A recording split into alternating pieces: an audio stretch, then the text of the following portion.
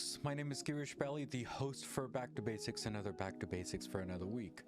Today we are talking to a person that I just spoke with a few minutes before the show, but it's amazing. I spoke with her for like 10 minutes and it seems like we're just understanding each other, which is totally awesome. We are talking about work-life balance. Have I not talked enough about this? Well, if you think about it, yes, but in different perspective, no. So let's talk to a different person, a different guest, and different perspective when it comes to work-life balance. And her answer might be something different than any other guest that I've had so far. So guys, let's interview and let's talk to Madelaine into the show, into Back to Basics. Hello, how are you? And thanks for coming to the show. Hello, I am great and I'm delighted to be here. Thank you for having me. I was really drawn to the Back to Basics because I think I mentioned to you in our first contact that there was something about my work that I think dovetails so nicely with your Back to Basics. And so I'm really excited to tell everyone all about that. Yeah, thank you. Thank you so much. Before we start talking about work-life balance and the great 5 steps that we're going to talk about, what does Back to Basic mean to you? So it has always, since way back to the time of Darwin, and then of course he talked all about way back in time before that, been the case that the world belongs to those who are best adapted to their environments. So what Back to Basics means to me is going back to that basic premise. And therefore, I'm going to show you the cover of my book. So this is Getting to Great, the 5-step strategy for work and life. The first line of the book is exactly that, which is a great life depends on a great fit between who we are and the environments in which we work and live. It's always been the case, and now more than ever. And when I say the environments, I'm talking about the internal and external environments. And we as evolved humans actually have a hand and a say in creating or leaving those environments. And so knowing that enables us to use that better than a lot of people sometimes do. Yeah. Thank you again, Madelaine, for explaining that. You know, I was listening to you, what you were saying about what does Back to Basic mean to you, and I'm reading the notes as you gave me also at the same time, and it definitely matches what you said. So thank you again for coming on the show again, and thank you for explaining all the details, what you do so far. So before we get into the book, let's talk about the work-life balance of how this whole chaos that we're living in for the last 18 to 19 months so far, maybe longer than that. What are your thoughts on the work-life balance nowadays? You know, since I wrote the book, which was last year, it came out last year in March, I have gotten intensely interested in decision making because humans, turns out, make 35,000 decisions a day. And they say about 200 of them are about food. And I think that's low, perhaps. But since the pandemic, people are making decisions. I don't know how many there are now. We're making decisions all day long, every day, about things that used to be so routine and automatic. And the whole thing is just blown to bits. And now we have to decide everything like we're doing it for the first time. And that's exhausting. You know, the great thing about routines and habits is that the brain doesn't like to waste any energy. And so there's certain things that become so automatic, riding the bike or driving your car or whatever, that we don't even have to think about anymore. But now we have to think about everything. Hmm. And because there's no playbook for any of this. Right. I And then, mean, of course, they keep changing the guidelines. And so you're wondering whether to adhere to this set or that set of guidelines. And it's really a challenge for the mind, I think, to have to work that hard. yeah, yeah. Thank you again for explaining that. So Mhm. when did you actually start the process? Meaning not publishing it. I'm thinking the actual thought Okay. process of this whole book. So what happened is I was kind of patting myself on the back that my clients just their lives were just blossoming so beautifully. They were really flourishing, and of course, that's why I do this for that. But I realized a couple of things. One is that my background is so diverse. So there's evolutionary psychology, and there's brain science, and there's philosophy, and on it goes with trying to learn. A professor told me I had epistemic hunger, meaning like I'm hungry to learn. So I tried to learn from so many different schools of thought. Hmm. And then couple that with my clients were all so different, one from the other, Hmm. in age and ethnicity and occupation and so on. And I said to myself, what is happening here that is going so well? What's the common denominator? Hmm. So I actually pulled the 5 steps that were common to all who got from where they were when I met them to where they became to this better place. So I pulled the steps from there, and then you can only imagine how happy I was when I realized that it fell into the acronym GREAT, G.R.E.A.T. So those are the 5 steps. Hmm. Wow, So that amazing, amazing. so Thank you so much for. But then, did yeah. that title come by accident, or the process came first? Okay. I was playing around with the title. I remember I was doing, I think something like getting to happy because that's important too. Sure. But I was told by a publisher that there were too many books on that, Hmm. and so I really like the idea of thinking that you have a great life, Hmm.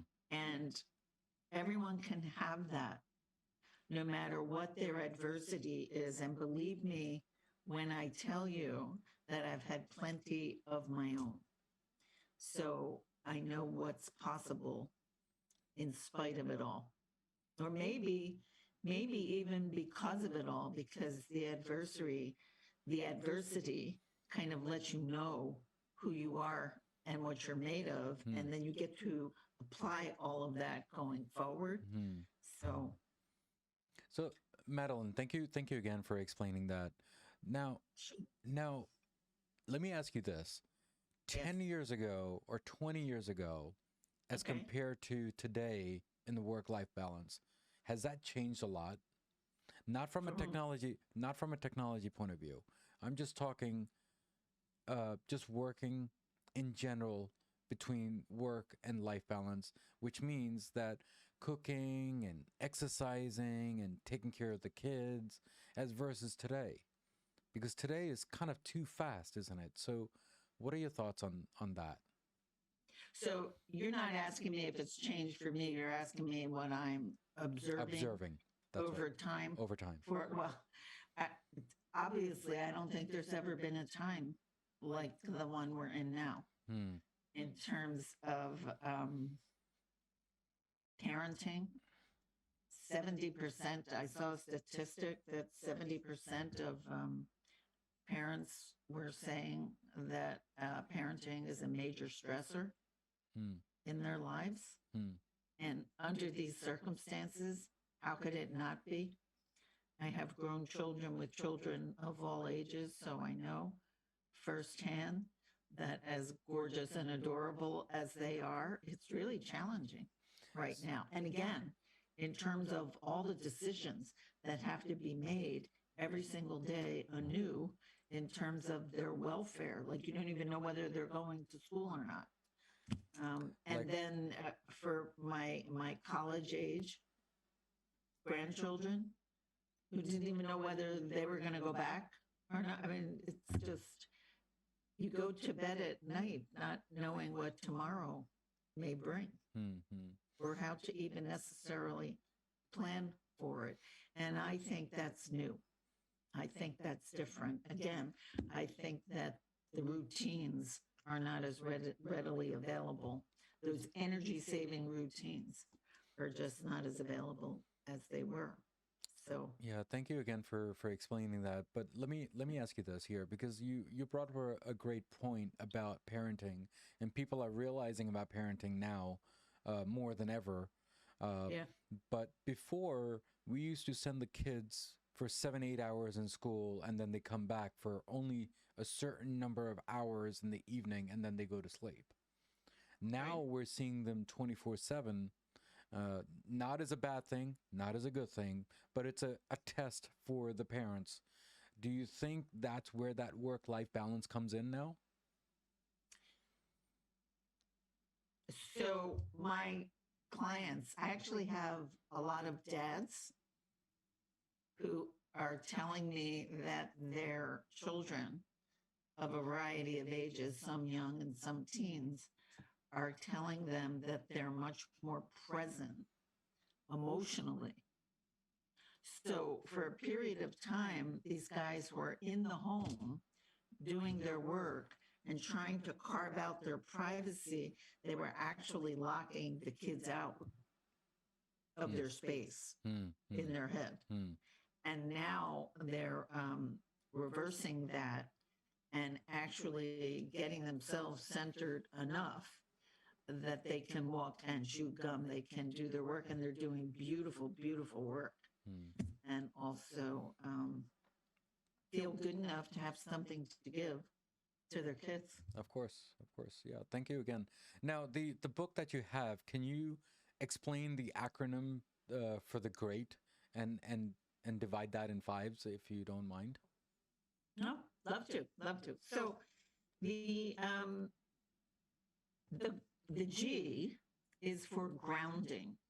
So when people come to work with me, they're not usually saying, I want to come out of this with a great life. They really pretty much are in pain of some sort Hmm. or are overwhelmed with indecisiveness about some important part of their life, very often work.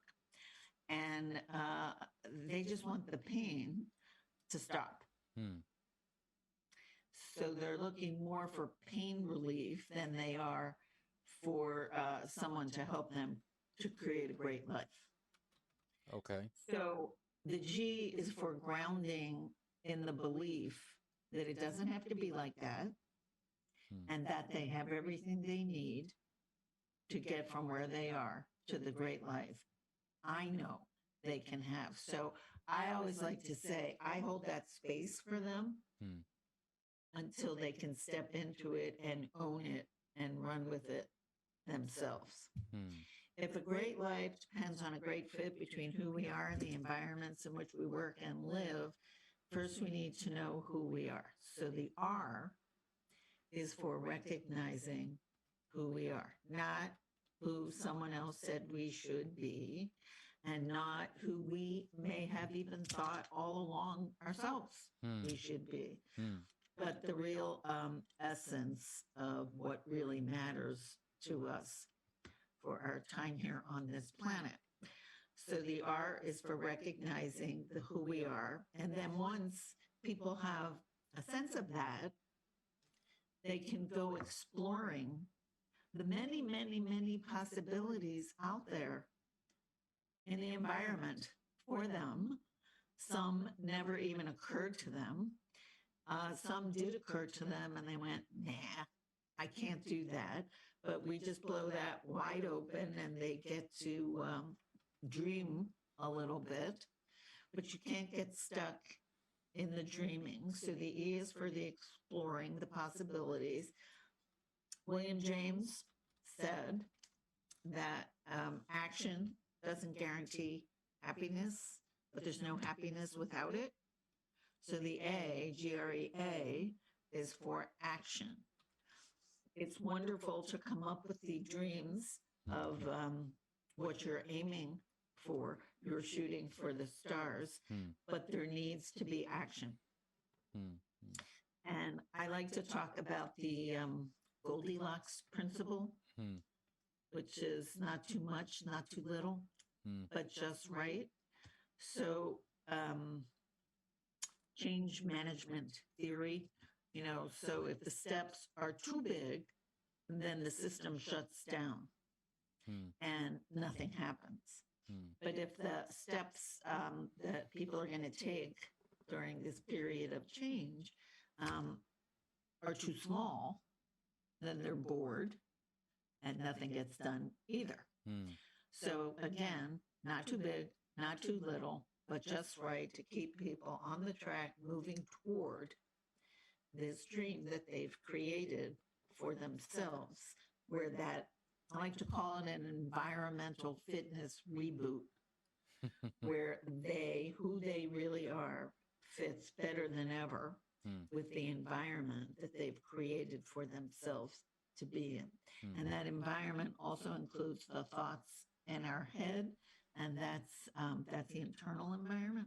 And that's where the T comes in, G.R.E.A.T, for tackling the normal, natural, inherent, predictable resistance to change. So I actually start talking about the resistance pretty much at the beginning with people. So I tell them, this is normal. This could happen. What's it going to look like on you when it happens?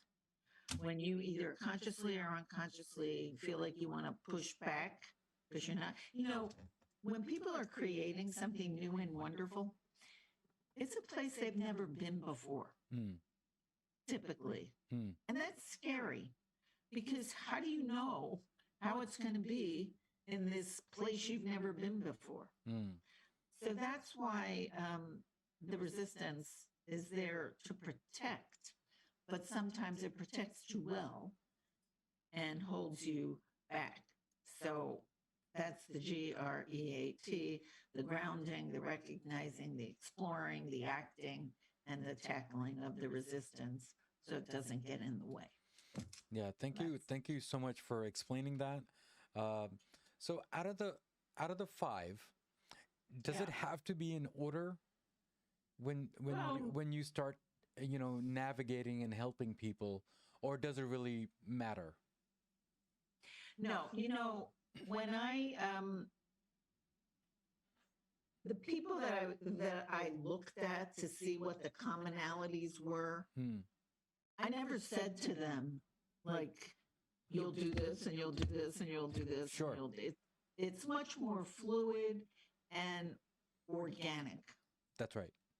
And so the answer is that no, it isn't like discrete steps, but it is sort of a process or a journey that people go through where they get to know, first of all, they place their trust in me until they can feel the trust in themselves. Sure. So that's the grounding. And that's, I think, the beginning of any good work with a person like me, is forming the relationship that you can feel that kind of grounding in. And then nothing good's going to happen unless you know, like, who you are and what you need, what your wants are, what your dreams are, what your interests are, what your values are. So, I mean, it's kind of ordinary in a way. It's a process, I think, of this kind of work going as it should without even having to say G.R.E.A.T. But I was just curious in hindsight. It's sort of like I re-engineered it, like what's happening here, and just to bring some form to it.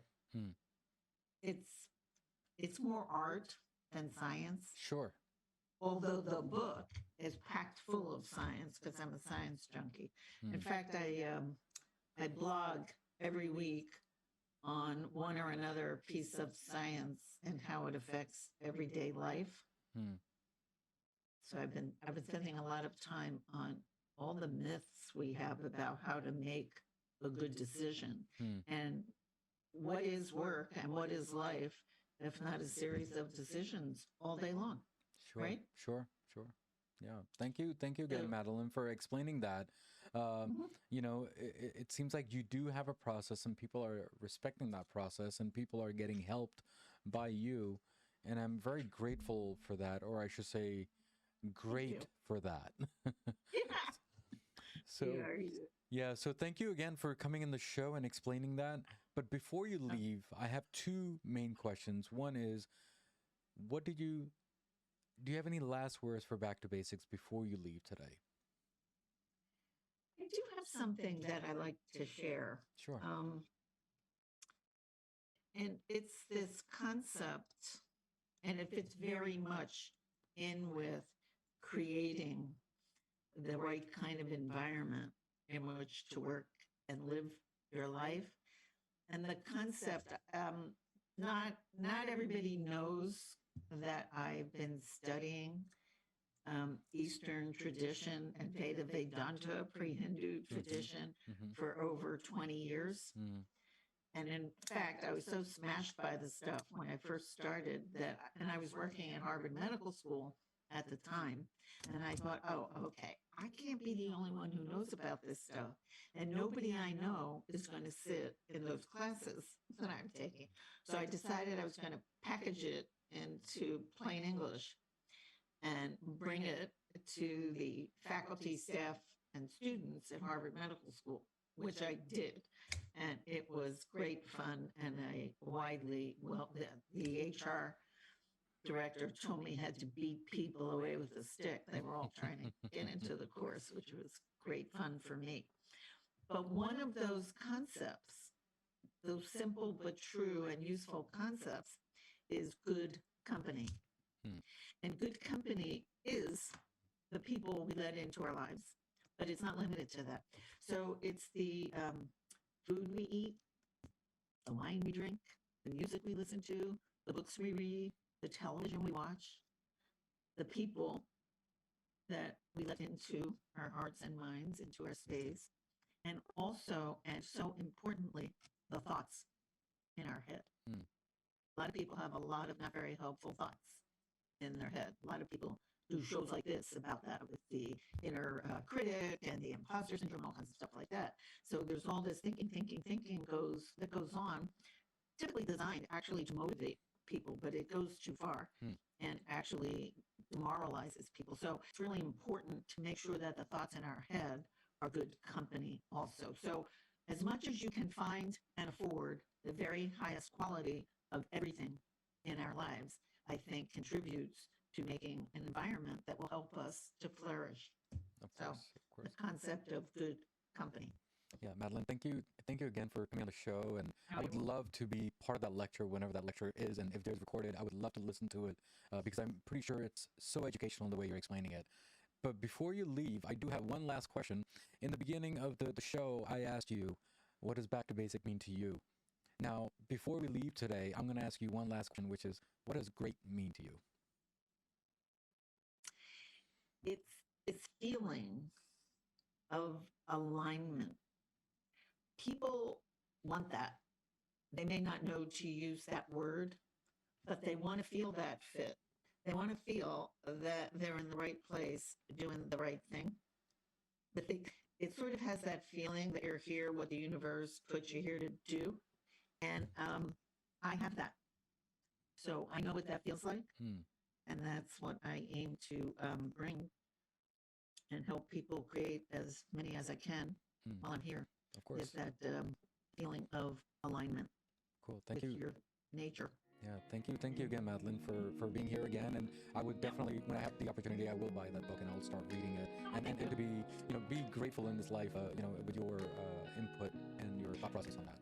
I want to mention, I also have an online course If people go to, let me tell you what's free. If people go to MadelaineWeiss.com and you scroll a little bit like halfway down, there's a box and it says Complementary Mind Management Exercises. Mm-hmm. There are free exercises there. There's a bunch of them. If people want to pick one, the one I would most recommend is the power breathing exercise, and that's a whole other conversation, but it's a one sheet that's laid out on this one sheet that they can have sent to them, and it's a 30-second mindset reset to put the higher brain in charge of these 35,000 plus decisions we're all making every day. And also free is there's a tab that says blogs. There are hundreds of blogs there on these everyday things that I think people might enjoy. So, and also there's a book tab if people want to read about the book on there, and there's little order things.